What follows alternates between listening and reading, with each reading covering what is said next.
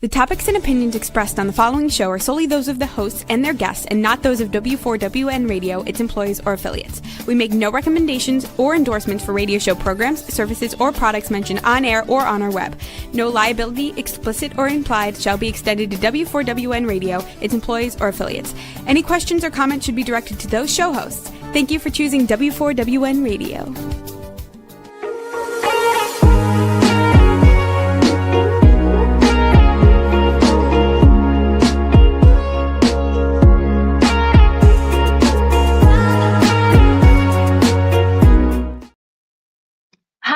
And welcome to Chasing Purpose. I'm your host, Kathleen and if this is your first time here, I'm really glad you found your way in, and I hope you stay a while. And if you've been here before, well, welcome back. I always appreciate you spending time here with me. And my guest today, I'm super excited about. You guys know her and you love her. It's Wendy Harrop. She hosts the podcast Say Yes to You and the owner of Phineas Wright House, a beautiful gathering place outside of Boston and Bolton, Mass, designed to connect women and celebrate them in a meaningful experience where they can come together and talk about and share patterns of their life and their journey. And Wendy's here to talk about just that. And Wendy, today you and I are going to talk about something that we've talked about offline quite a bit. And it's when women just tend to deflect compliments. And we've talked about it and how we used to do it. I know I used to do it and I'm much better at it. I have to catch myself, but how we often just kind of brush them off and say, oh, this old thing, or take the compliment as it wasn't meant for us, or deflection. How do you take compliments, and how did you take them? Thanks for asking, Kathleen, and thank you for having me. It's so great to be with you again. These conversations have been really fun. It's been such a fascinating practice to reflect on since we decided to have the conversation here. And I think when I used to receive a compliment, I would immediately say something about the thing that was almost even flipping it into a compliment about the person who uttered the words in the first place. And it's so funny to me to even reflect on that, because I have changed so many of my practices in the last 5 or 6 years that just doesn't even sound like something I would do. But I know that it is a habit and it is reflected everywhere we look. And I think that it's just this conditioning to always be shining the spotlight on someone else. I agree. It tends to, I always caught myself, and even I have to really watch myself when someone says like, oh, I love your jacket, or nice, whatever. I always say like, oh, this old thing, or I bought it at a thrift store, or, I've had this for years. And I always try to I always caught myself never taking it about me, always taking it about the object. And so I'm much better about not only when I receive a compliment, but also in giving one. I try to give a compliment about the person as opposed to what they're wearing. I always try to say like, great smile, I love your hair, something about them that they can't often deflect. They can't often put it onto something about how they purchased it, or where they purchased it, or how long they've had it, or those types of things. I think we're often, as women, and I'm sure men do it. I have to listen more carefully to how men take compliments, but as women, and I know myself, we tend to just, we want to stay in the shadow or something. We want to just not have that light, that spotlight shine on us. And we just tend to just really not take it in. And I don't know, it's hard. It's really hard. It's a hard thing to do. Yeah. And I think that as I was reflecting on this question, I think my experience is even a little nuanced in that I wasn't accused of having a big head ever. I wasn't accused of being prideful. I actually come from a beautiful family who is so generous with their words that it often makes the receiver of those compliments feel like it's a surprise party they didn't know about, like almost overwhelmed. And I watched them deflect, and that's where I learned to deflect. So I didn't even learn it from watching my mom. I mean, she's like the nicest person on the planet. She's so delightful. She's so genuine. She's so generous with her words. She would just never let a woman in a beautiful dress pass us by at the mall without commenting on her beautiful dress. And what actually happens to her and to me is that people are so overwhelmed by the gushing of the compliment that they think we're fake or I mean, I have had so many Amazon and Google and Yelp reviews removed because I have such wonderful things to say about the vendor that people think that it's fake.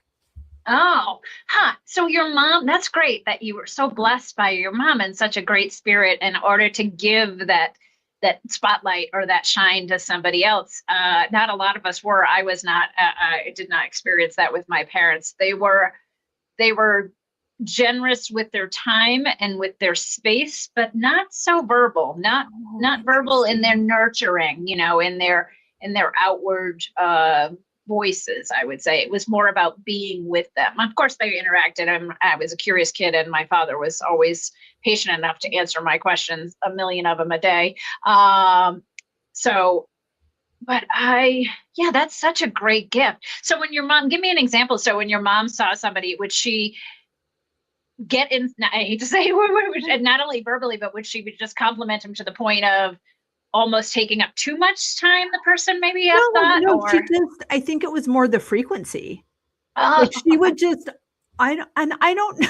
It's so funny because of course, like you don't think about your situation being different. You just think what's going on in your house is happening in everybody's house. And but we would just be walking past someone, let's say we're shopping. That's a great dress. You have a beautiful smile. Like she's the mayor of every place that we go to.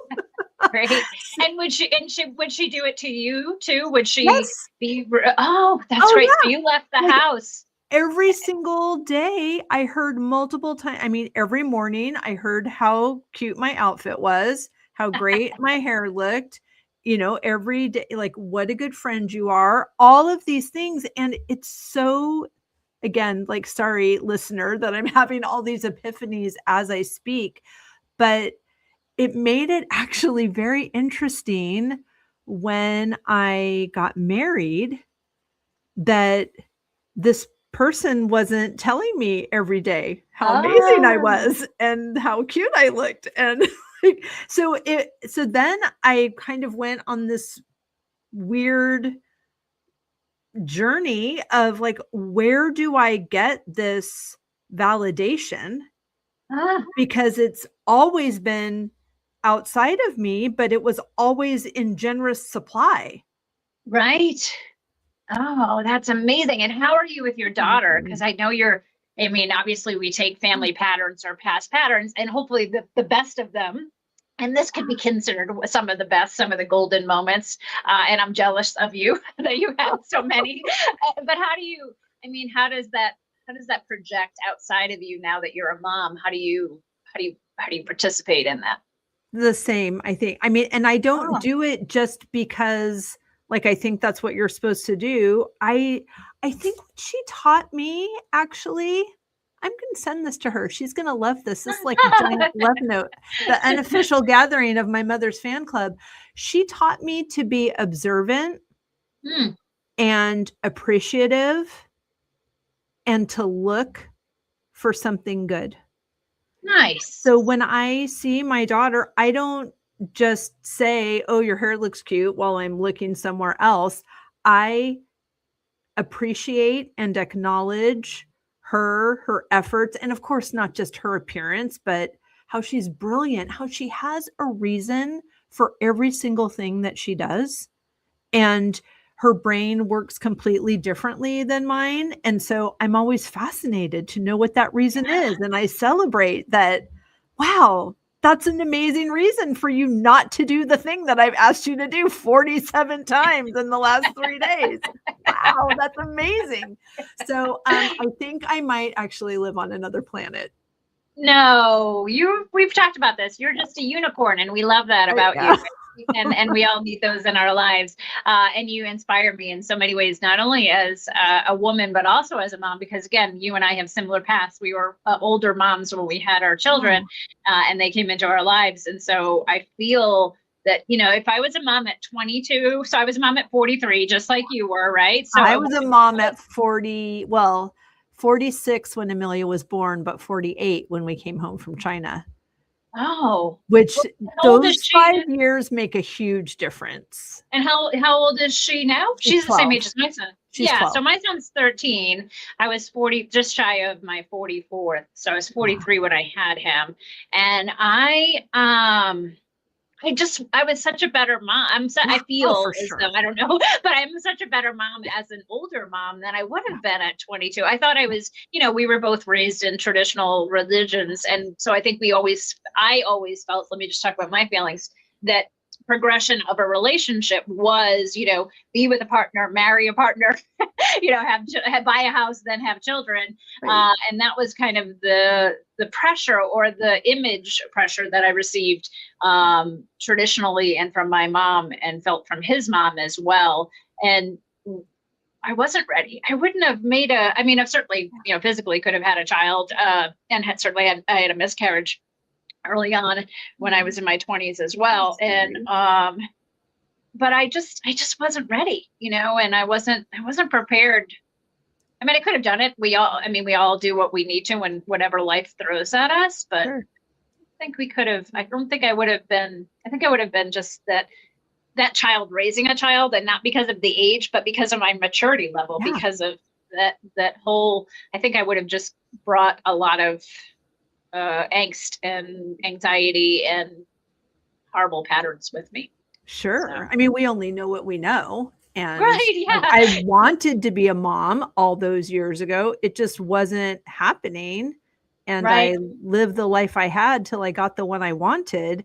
But then when she came, and shortly after is when I started doing my own personal development and spiritual development work, and to be parenting consciously, to be consciously parenting a young girl at the same time that I'm reparenting myself in this conscious way of it's mind-blowing, and it takes about 4 days for every day that passes.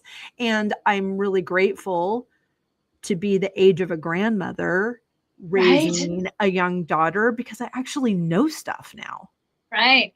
Yeah, it's true. It is, and I think as women, and again, I'll only speak for my feelings, but I knowing our age is very similar, a couple of weeks apart, I think we are, that I think when we decide to have kids, I wanted a career first. I wanted to make sure that I had, that I was financially, whatever stable meant at that time, but at least, felt as though I had an identity of a professional executive. And then, so when I was ready to have a child and I got off the birth control and, gave it the old college try, I was surprised how it took a long time to get pregnant. I think we think, well, what's happening? I've decided, that we just think, oh, well, within 3 months, I'm going to get pregnant. And, mine was a fertility journey and a long process and a lot of shots and a lot of appointments and very humbling.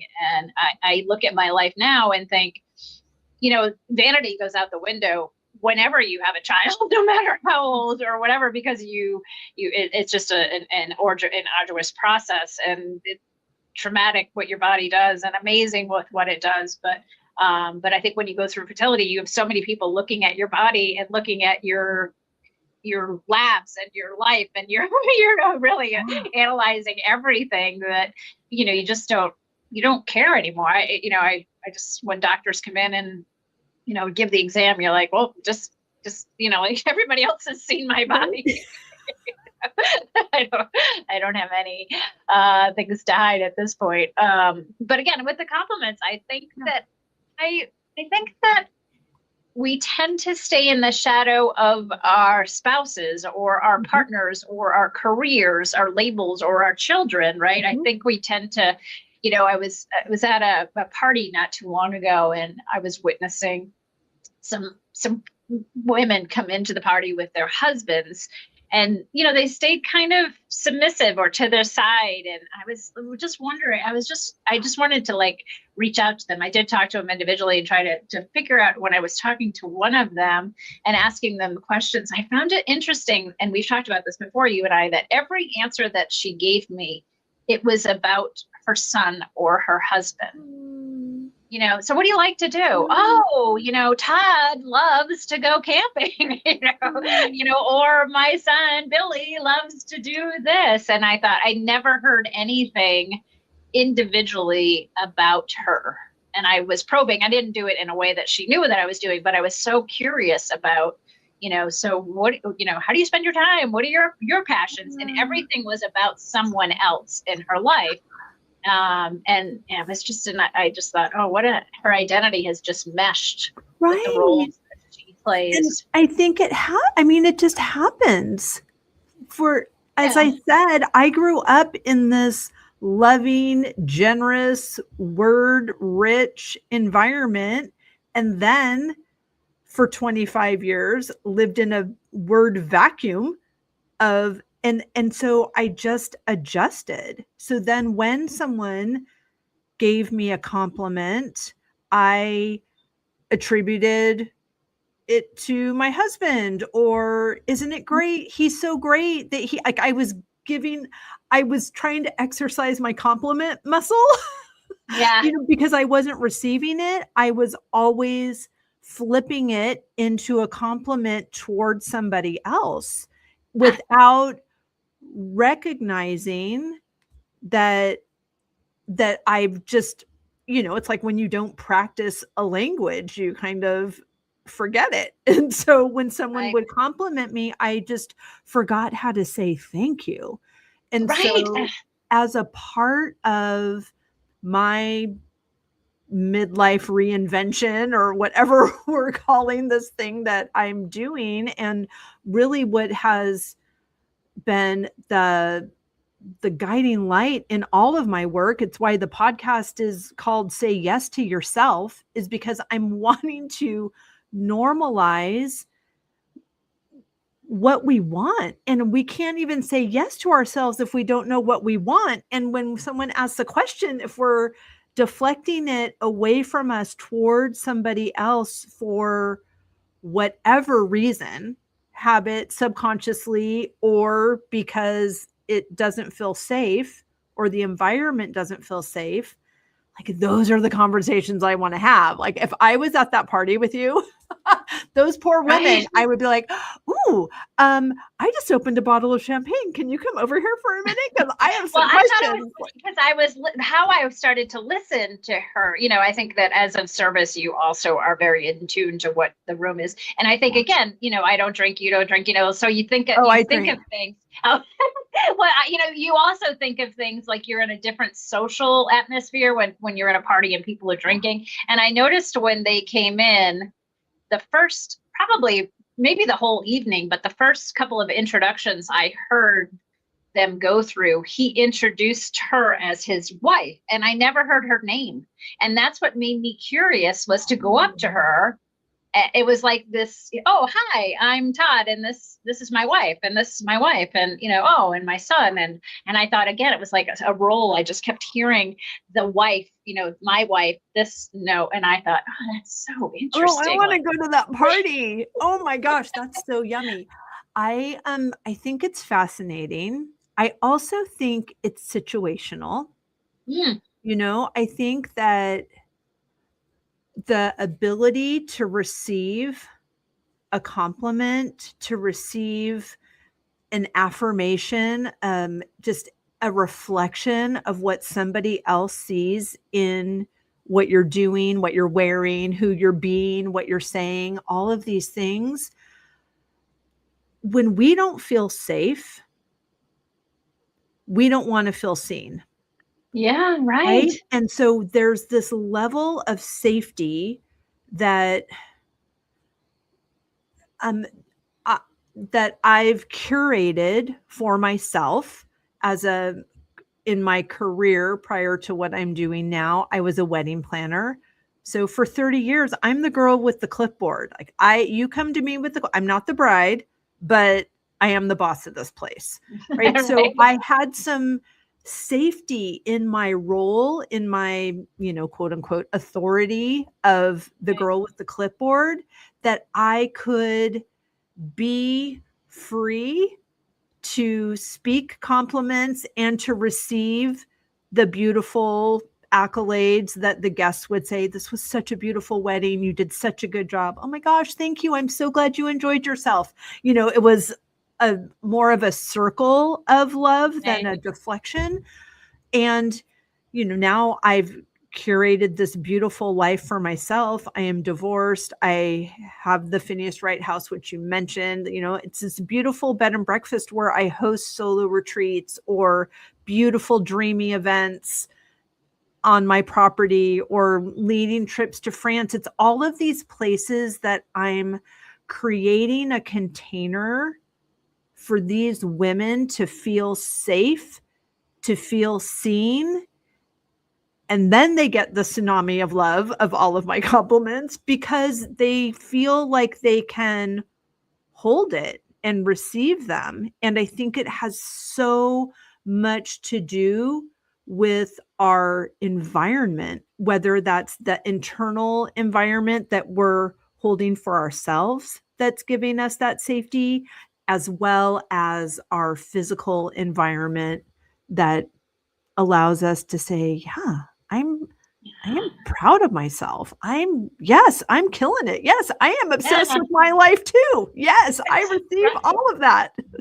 Yeah, but I think we have to get to that place of internal validation and self-trust in order to receive. I think we have to get to it, because otherwise, and again, you are one upped on me anyway, because you had such a gracious mom, and a genuinely outwardly expressive mom around compliments, that I think that you understood what it was like to hear them.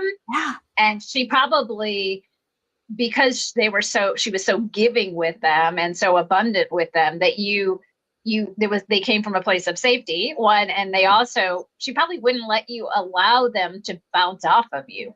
Right. She probably made them, she did make them part of your day multiple times, but she also, if you would have just shrugged them off, or as a teenager, rolled your eyes, or whatever we do, our kids do, she would have stopped you probably, because of her own self-awareness and her own desire to validate you as a young girl as well. So what a gift. And she was not complimenting my outfits when I was a teenager. She was saying, "I don't think so, ma'am. You're not going to be leaving the house in that. Go change." I had that as well. It wasn't, again, I wasn't really allowed to express myself outwardly with design choices or attire choices. Again, we didn't have a lot of money. We were certainly, our needs and some of our wants were met, and all of our needs were met. But, we, one of seven, and, I think I remember now it's, fun to thrift. Then it was, you were wearing hand-me-downs. It was one of those things where you're like, oh, a cousin, a brother, somebody else wore this, type thing. Can you think of a really beautiful compliment that you've received? Oh, I think it's more about, I listen better than I think I've always received lots of beautiful compliments, and it's about how I received them,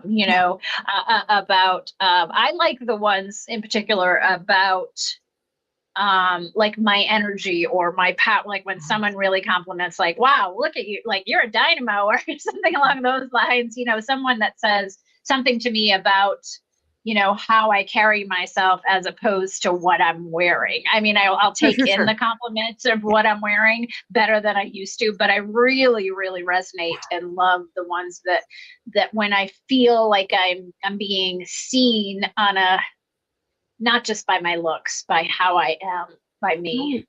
And I love that you said the word resonance, because I think why those compliments resonate, it's because it's what you know about yourself also. It's what you see in yourself. It's like, yes, thank you. Thank you for seeing me. It is it's beautiful to, for someone to say, oh, I love your glasses. And I get that a lot. They are darling. And what I immediately say, because it's true, not because I'm deflecting it, but I say, oh, thank you. I got them in France. And then they're like, oh my gosh, that's so cool. I was like, I know.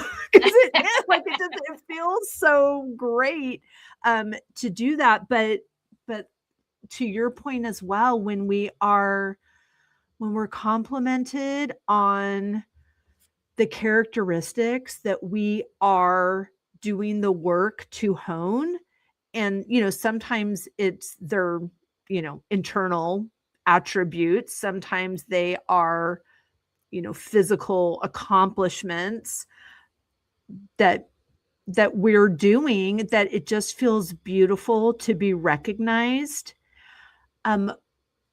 One thing that I've done some work around being able to receive compliments about accomplishments is, it's really easy for me to receive a compliment if what I did was hard. Like, I own this farm myself now, so that's hard. Yeah, and the snow has melted. The chores have begun. I'm so happy to be sitting in the middle of the day having a conversation and not doing yard work right now. But that feels really easy to receive that compliment. But when I'm doing something that's really, really fun and really delightful, and it's in service, those compliments get a little crunchy, I think, because I feel guilty. Like, I'm like, even my face, like I'm feeling like I'm making myself smaller, that like, do I really get to have this big, beautiful life and own it and be seen? Yeah, that's the big thing. To such a point that I say, thank you. Thank you for saying that. I think you hit a point for me when you were talking about, because we're working on ourselves so hard and for so long, and in an area, like, I feel, again, I'm a Cancer, you and I are close to that as well. And so we tend to feel other people's energies or vibrations when we walk into rooms, when we feel that. And we have to remember how much our vibration gives off, or our energy level gives off as well. And we work on it. I know that you do as well as I do. So when we're just being ourselves and someone comes up to you and says, wow, like you feel amazing, or I can feel that you're really in a good space right now, I think, heck yeah, I am. Like, that's great, because to me, it's not so much, I mean, I love when someone knows me enough to know my feelings. I think that that's great too. But I think we tend to, if someone really, I feel like they're really just paying attention to my aura, my energy, my being part of something, that's really powerful for me. So I like that. I like that you've mentioned that as well. If you were coaching that woman, sorry, I'm interviewing you now. Yeah, no, that's okay.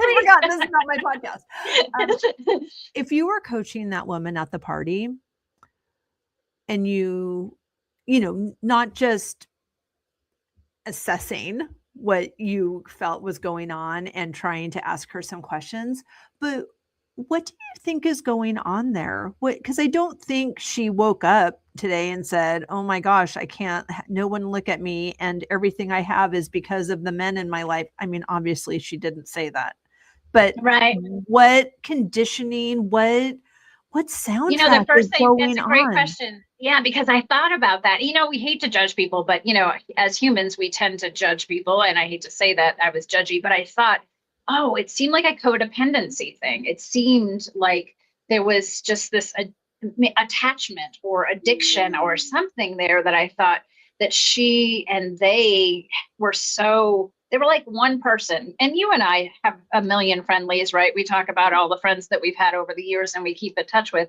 And I have lots of them. And some of them, like, I don't see one without the husband, like it's and and I love them. I love them both. I love them together. I love them separately, but that's just how it is. And I think, oh, and codependency is so hard, but I was listening, I was watching that, like, what is it? What is that attachment?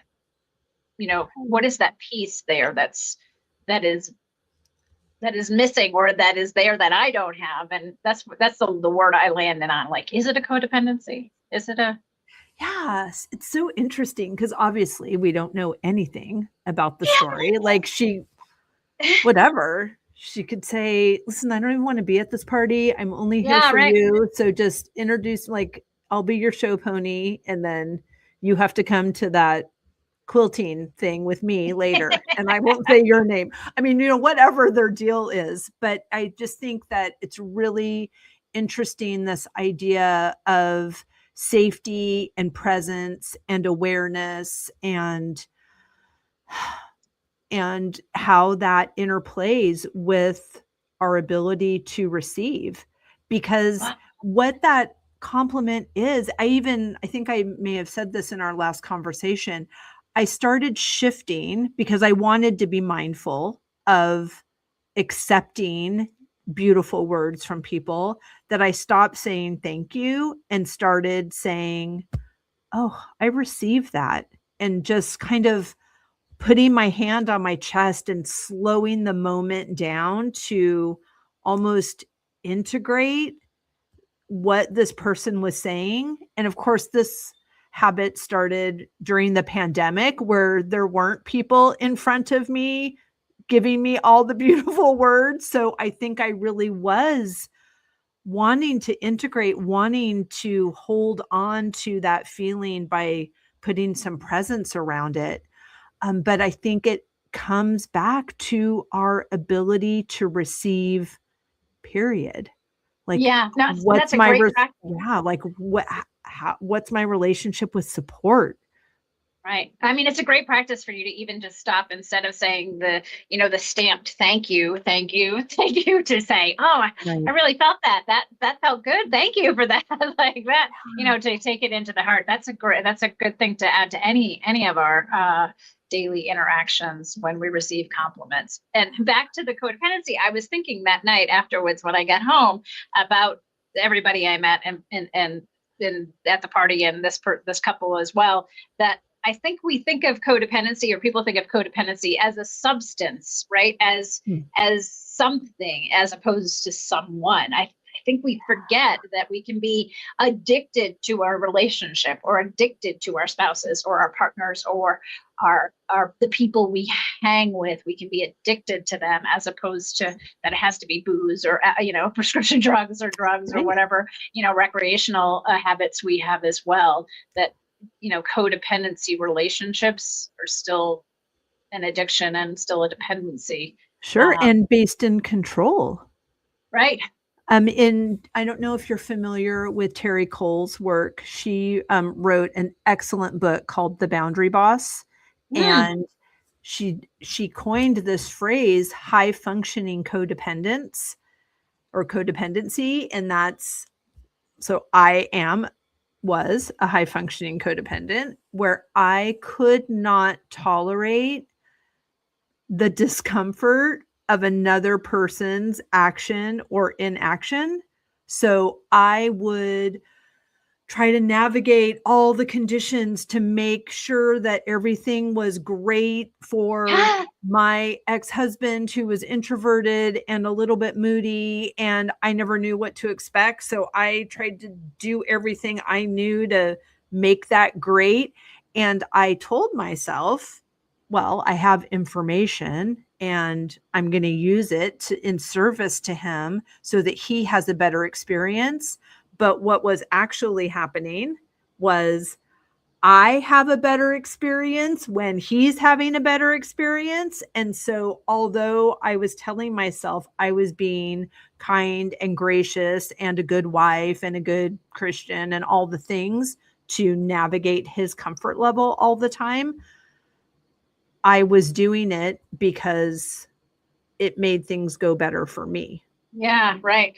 I just finished a book, which I will recommend to you, called Us. It's by Terrence Real. I will send you it as well. I did it as an audiobook, and I recommended the audio. He narrates it. He's from Boston. And he's a therapist around relational life therapy. And he talks about, in one of the sections, so it's about wounded children and how we become the wounded child no matter how old we are, and how we kind of pivot into stressful situations. And he talks about codependency, I think in chapter 2 or 3 about it. And how he frames it is exactly what you just said. It's basically that we choose, when we're codependent with somebody, with a relationship, that we choose to lie, basically, and to manipulate and control. And he felt, again, he's more clinical and trained, and I don't want to say it exactly the way he did, so I'll paraphrase it. He feels as though men do it around environment, that they try to control the environment, and women try to control the person. That totally lands for me. And when he was saying that, it was like my aha, just how he explained it. And again, it was shortly after I had about the same time I was at the party as well. And it was one of those things, like, that's exactly what it was, that he was controlling the environment that she was in as far as the party. And she was controlling how she presented herself within her role. And so I just thought, oh, that was so... It was because, codependency, it's so easy to say it's about something, alcohol or substance or those types of things. And when he said it around it being within a relationship, it was perfect. It was exactly how it should have been said, and exactly like you did. So I highly recommend his book as well. I haven't read it, but I did do the audio, and I'm on my 3rd listening. I like it so much. And I've listened, and I've recommended it quite a bit. It's a good one. So. But yeah, I think especially with females, like, I think we tend to just not receive. I think it's a practice that we have to be better at, and receiving things for ourselves and things that we can be proud of, whether it's the work that we've done or our appearance or just our energy. I think that we have to do a better job just pausing and receiving it. And your lesson of, taking it in and saying how well it felt for you, as opposed to just the gratitude for it, is really powerful. So I'm going to add that to my daily tidbits as well. I love that I learn from you every time I talk to you. Oh, you're so you have great. Right back at you. Yeah, you have great things. And I like I said, there's lots of bits and pieces. I know your mom sounds like an angel and a goddess from what we should be raised as, but I'm sometime we'll have to talk about some of her shortcomings as well. So don't send this to her this part. Yeah. And I think it's interesting. She didn't grow up hearing all of that. Yeah. I think it was like, I think she was trying to fill her tank. And did she give compliments like to your dad or her husband or partners through the life? Yeah. Was she like that with other relationships? Every single person. Oh, that's great. Stranger, friend, always on the lookout for the good. And interestingly enough, I don't remember. I mean, her friends loved her, obviously. And my dad, they had a really beautiful marriage. He's passed. But he wasn't like gushing about how cute she looked. He probably is the one that started the compliment flowing, because he probably asked her on their first date, "Don't I look great?" That was his personality. Yeah. So, do you remember your grandparents, your mom's parents? Were they very forthcoming with compliments? Like, where do you think it started with her? I think maybe I really think it was promoted by my dad's need to be acknowledged. And I'm going to ask her. And I think because it felt good for her to use her voice. She was, like you, raised on the East Coast. Oh, right. She's We talked about that. Yeah. one of 6 raised in Massachusetts, but she left. She met my dad in the Navy and he was from the West Coast, and she left. And for anyone listening who's not on the East Coast, I live here now, but I'm from California. Families will use the words, she moved away, if she lives 2 towns from right where everybody else lives. That means she moved away. So the fact that my mom actually went to the other side of the country, she really, really moved away. And I think it was a part of her reinvention. Yeah, and also it's because she had to spread her wings solo. I mean, your dad was probably always there with some kind of support, but she had to, find her own circle of support. And that was probably the way that she, one, felt comfortable doing it because she was great at it, and 2, probably eased everybody else to come to her. Like if you're, when you're around great people or good people and you feel good things, you want to be around them more, right? Although misery loves company, so does joy, right? I mean, let's hope there's more joy. So I think it's, just like all of these things that we learn how to do when we're young, and like the book that you referenced, Us, and talking about our inner child and these internal family systems and all of these things, they're just practices that are developed to keep us safe and to help us survive. And so whether those practices are more around people pleasing than around freezing or fighting, they are just established at a very, very early age.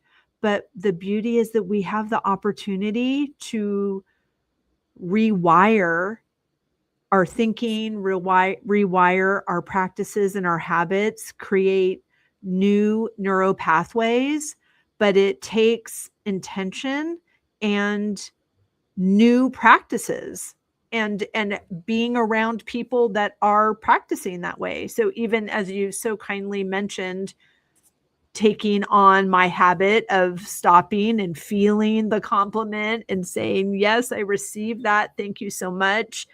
That we kind of short circuit our practiced trajectory and practiced habit, that's how we can reinvent ourselves, take our lives back, or just have a better experience. And we can practice it with in this small way. Yeah, I just think what I'm hearing you say, and as you're talking, I'm thinking about the things that I've kept from my childhood, which resonated in a positive way with me, but also broke the patterns of things that didn't resonate or didn't feel good to me. And I think you have to do that. I was just listening to another podcast. I think it was Rich Roll. I don't know if you're familiar with him. Again, I love him. He has a great auditory. And he was talking about how traditionally, if your great grandparents were married and then your grandparents, and then goes down the journey, that people tend to stay in relationships, even if they're bad, because everybody else did in their family. And his comment, which was so funny, again, he has a pretty quick wit, doesn't often use it, but when he does, it makes me chuckle. He said, well, your great grandmother had a buggy whip. Like, that doesn't mean that you should. Like, that doesn't, like, times have changed. Like, you have his point around that is like, we have this device that we can learn so much from in our hands, and she never did. She didn't have to look outside of her world, and maybe she was afraid to look outside of her own world. And so now you have so much more. His comment, I think he was talking to like a neurologist, and it was about brain patterns and also family patterns, and how we can change those with a little bit of knowledge and with a lot of work, more work than knowledge, but and how we can just kind of just tweak things. It doesn't mean we're a bad person because we want to get out of a bad relationship just because our parents stayed in one or our great parents stayed in one, so he had that, again, a nice little aha moment for me around, he was like, just because our society, and again, Terrence Real talks about how we're moving, in his opinion, he hopes it becomes faster, that we're moving from this traditional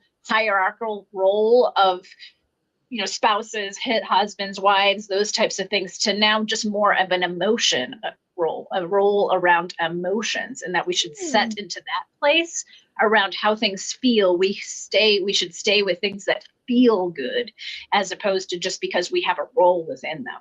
If they feel bad, then figure out how to change it. So I think you'll really like his book. I think it talks about a lot of his clients in it, and it's a lot of couple therapy, but the way he does it is just pretty profound, I think. So right. I love that message. And I know that can feel really scary or unrealistic or ridiculous to anyone who has not tried to make how they feel the most important thing. Right. But I think it feels good to feel good.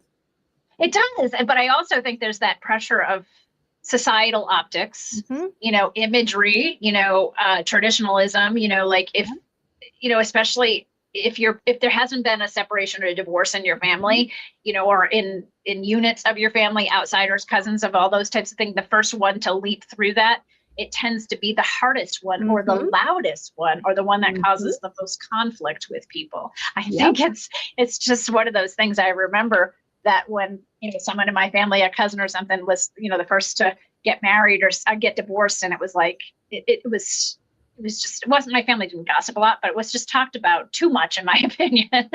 So anyway, it looks like we're running short on time. I love our time together, Wendy, and I appreciate it. And I love our listeners that came here. So again, look Wendy up on her podcast. Go see her in Boston, Bolton, Mass, and reach out to her. She has a great white night coming up in June that I know about, that she's excited about. And I hope they all can attend or look into that as well. But I thank you for showing up here today, for yourself and for us. And thanks for listening. And until next time, please continue to chase your purpose. Thank you.